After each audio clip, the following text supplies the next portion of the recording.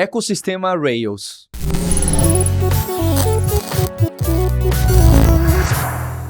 Eu sou Paulo Silveira, eu tô aqui com o Alan Batista. Tudo bem, Alan? Tudo bem, Paulo. Obrigadão pelo convite.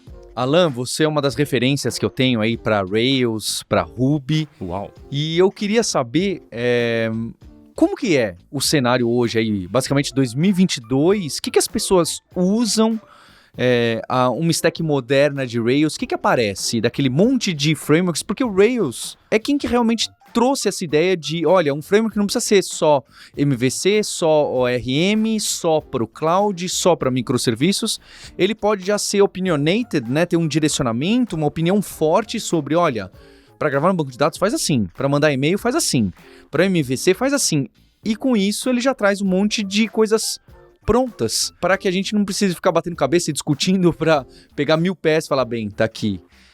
Hoje, quais são essas peças no Rails? O que as pessoas usam? Ou se já tem algumas outras ferramentas além do Rails que aparecem com frequência? Tá. Então, hoje, com a web moderna, né, Rails 7, já no Rails 6 aconteceu, eu diria até no 5, tá? Que já ficou o primeiro movimento.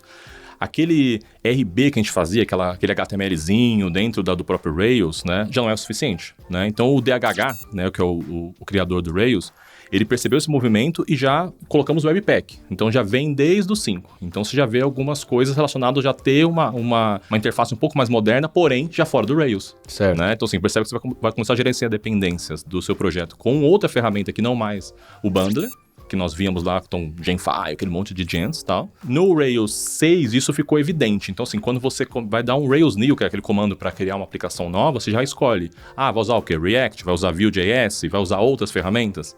Sacou? Então, acho que a primeira grande mudança aí no Rails moderno, a gente for olhar lá no comecinho, né, quando o Pote estava lá no meio com a gente lá nos eventos e tudo mais, nós falamos que o Rails era autossuficiente, né? Então, assim, como você falou, o ecossistema do Rails era quase total pra gente, a gente não precisava ir muito além daquilo. Hoje em dia, quando você fala já de interfaces, você já tem que usar outras coisas, você já tem que saber um pouquinho mais do que só o Rails. Perfeito, porque o movimento dos single page applications e de toda a web reativa e de tudo piscar na sua tela começa um pouco depois, né?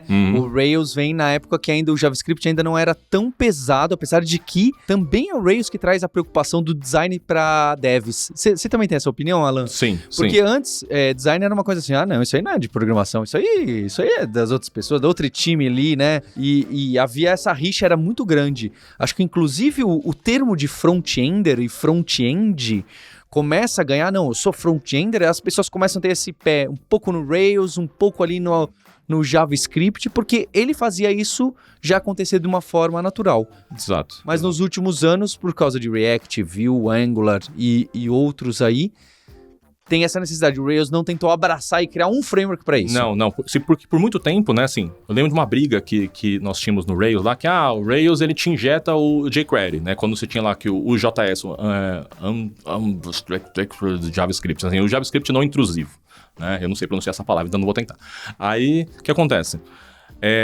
Ele te enfiava lá. Então, assim, quando você fazia, por exemplo, um form que ele não ia submeter, né, a página, né, você já injetava um JavaScript automaticamente com o Rails, né? A comunidade não gostava. Por quê? Porque ele já te dava uma dependência com outra ferramenta que não o próprio Rails. Com o Rails 5, ele falou, beleza, parei. Né? Então, assim, não temos mais o JavaScript. Então, esse JavaScript não intrusivo virou vanilla. Né? Então você tem essa possibilidade ainda de fazer algumas coisas já direto com Rails, ainda com as suas tagzinhas, né? Mas se você for fazer uma aplicação completa, né, você vai precisar de outras ferramentas que não só Rails. Então ele vai te pedir lá, então você vai usar o quê? Vai usar Vue.js? Ou você vai usar RB, vai fazer seu HTMLzinho, só que você já está um pouquinho atrás. Né? Você vai estar fazendo ferramentas como nós fazíamos em 2010, 2009, sei lá, em algum momento assim. Então o DHH e toda a comunidade Rails percebeu esse movimento e não tentou abraçar, como você mesmo colocou. Ele não tentou abraçar, eu vou ter... Tudo bem, tem Turbolinks, tem um monte de outras ferramentas que te dão possibilidades de fazer uma aplicação um pouco mais moderna. Mas o Rails já abraça que ele pode também gerenciar os pacotes, né, de outras ferramentas que não são Ruby, né? Então, como falei, outros frameworks mais JavaScript para a web reativa. Porém, isso ficou já evidente, essa separação de, eu sou um back-end, eu vou fazer uma API em Rails, mas eu preciso de ter ou um braço de front-end no meu time, ou é aquele cara que toca os dois, né? Que eu acho uma falácia. cara que pra mim, eu preciso citar esse cara, o Nando. O Nando era foda, o Nando Vieira, você lembra dele, né? Esse era um cara que manjava demais de front e demais de back-end. Mas hoje em dia, cara, assim, você tem que olhar, assim, você percebe que as empresas já falam, cara, eu tenho um cara de API, eu tenho um cara de front-end, porque o front-end ficou tão complexo quanto a web toda, né, que nós fazíamos antes. Tem um artigo famoso que, eu não lembro quem que me apresentou, que chama a back-endificação do front-end. Ficou tão complexo quanto o back-end. Pois é, ou mais até, dependendo do ponto de vista, até mais, né? Perfeito. E com as ferramentas malucas, né? Aparece Elm, um monte de coisas malucas, vai trazer Haskell pra web. Gente do céu, já bom, JavaScript já tá ótimo. Então, tem o Rails, a stack, e então essa parte de front-end numa stack moderna, o Rails não quer colocar a mão. Você quer usar HTML purinho, ainda tem lá o RB. Mas se não, ele já vai ter formas elegantes de falar, olha, então o React está pronto aqui para você, o Vue e etc. E para o banco de dados, e para microserviços e etc. também. Outra coisa, então assim, nos microserviços, né? Então era muito comum a gente escrever APIs lá. Então assim, você pega projetos aí grandes, né? Como eu comentei em outro momento, né? Da Local Web, do grupo Smart Fit e tal. Você vai ver lá um monte de APIzinhas lá conversando umas com as outras. Mas você vê em outras empresas, nessas também, claro, né? Mas assim, em outras empresas que já pensam, poxa, eu preciso escalar isso, já começam a criar ter outras stacks sobre a aplicação Rails. Por exemplo, você ter, sei lá, um RabbitMQ, por exemplo, para gerenciar mensagem. Então assim, você percebe dentro da sua aplicação, você mandando mensagem entre os objetos, isso é uma coisa, mas você precisa mandar mensagem entre aplicações agora. Né? Então, se você submete uma mensagem, vai ter um consumidor de um lado, um publicador dessa mensagem do outro, né? Então, isso já mostra uma evolução das aplicações. Por quê? Porque elas ficaram mais complexas. Né? Então, assim, aquelas pessoas que fizeram uma aplicação 10 anos atrás, que o monolito dele era autossuficiente, que gerenciava lá os dados do carrinho, mais os dados do inventário, etc. Eles perceberam que, poxa, tá ficando complexo gerenciar uma aplicação agora com 10 anos de idade, que é talvez a idade que as aplicações Rails têm hoje, algumas, né?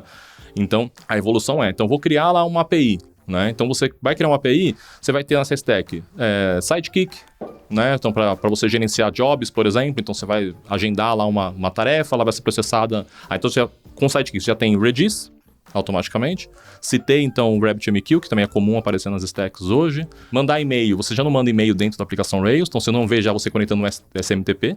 Você já vai estar usando um serviço como o lado SendGrid, por exemplo, o Amazon SesMail, né? Então você percebe que o Rails ficou mais amigável para esses caras, não que ele não fosse antes, mas antes ele era, como eu falei, autossuficiente, mas ele ficou amigável para você conectar entre os APIs e utilizar esses serviços e não mais tentar desenvolver dentro de casa, dentro da aplicação. Então a aplicação Rails, ela é mais híbrida hoje, né? Assim, ela tem muitas outras conexões com outras aplicações, outros serviços, outras APIs, para que ela seja suficiente, né? Assim, ou seja, ela seja mais pronta pro Enterprise. Era uma brincadeira que nós tínhamos na comunidade, né? O Rails não tá pronto para Enterprise. Hoje ele está, se for para pensar, né? Porque ele abraçou isso, né? Ele chegou lá. É interessante ver porque, tipo, hoje, então, no Rails 7 tá muito espalhado porque eu posso, então, ter uma integração já pronta com esses servicinhos de disparar e-mail, do S3 e de um monte de coisa que o cloud oferece. E os outros frameworks fizeram o caminho contrário, né? Eles já eram plugados assim, mas eles ofereciam relativamente pouco em comparação ao Rails na stack, né? De ORM, e-mail, MVC, JavaScript. Eles foram começando a crescer e tentar ser uma stack inteira para oferecer, não é? Tanto que, se você for pensar, Node com Vue ou React, etc., eles tentam colocar tudo junto ali. Então as pessoas foram inspiradas pelo Rails, assim como o Rails hoje, olha, não vou tentar criar o meu React, né? Teve aquela época toda de TypeScript, CoffeeScript, JavaScript, jQuery e etc., que gerou um monte de debate, então ela também se abriu bastante. Sim. E esses momentos, o que eu me orgulho de ter participado desses momentos aí, né? Não participado ativamente, mas assim, estar lá, acho que história viva ali naquela hora. É que você vê, essas brigas estão com o CoffeeScript, TypeScript e tal, elas vieram lá da comunidade Rails, né? Então, assim, tipo, essas provocações aconteceram lá, né? Quantos frameworks PHP hoje são baseados no Rails também, né? Então, assim, não dá pra desprezar, né? O Rails... Spring do Java. Pois é, o Spring Boot, né? Assim, pra quem viu, né? Nós aqui, Struts, por exemplo, eu vi Tapestry, não sei se você lembra do Tapestry, né? Acho que ninguém lembra desse framework de Java, né? Fiquei com vergonha agora. Mas, bem, esses caras, eles tinham uma forma de pensar a web, né? Então, assim, você via command lá no caso das actions do Struts, por exemplo, né? Aí você via um Rails que abre uma classe e tem um monte de métodos, cada método é uma action. Eu achava absurdo aquilo, eu falei, como assim, cara? O user control tem 200 métodos aqui. Não, os struts eram assim, que a gente abria um users controllers, sei lá, um cadastrar controle, qualquer coisa do tipo, né? E aí o Rails, ele trouxe pra gente uma outra forma de pensar, e aí você olha pro lado e vê um monte de outros frameworks fazendo o mesmo, cara, né? Indo atrás. Então, assim, muita coisa legal aconteceu lá, né? E o legal também, né? Agora, então, já que momento nostalgia e tal, olhando pra agora, quanto o Rails se modernizou também. Passado o tempo, eu acho que ele não ficou pra trás, né? Muito pelo contrário, né? Se o Rails 7 trouxe novidades aí, trouxe formas de pensar as aplicações web que estão ali muito próximas, né? Das outras aplicações. É claro que ele tem todo o legado do Ruby, né? Então, assim, quando a gente olha as linguagens, sei lá, com o Valin lá com Elixir, né? E outras empresas aí com outras linguagens e tal, você vai começando a olhar outras formas de pensar a web. Mas pensando a web com ferramentas OO, né, e olhando o Ruby, né, que é o nosso tema aqui agora, pô, o Rails tá super moderno, né, acho que ele tá muito 2021 ainda, não é cringe não. Eu quero saber de você, o que você tá usando no seu aplicativo, na sua aplicação Rails nova hoje, que você acha muito interessante, que vai além da stack padrão. Deixa seu comentário e obrigado pelo like, pelo subscribe, a gente se vê na próxima.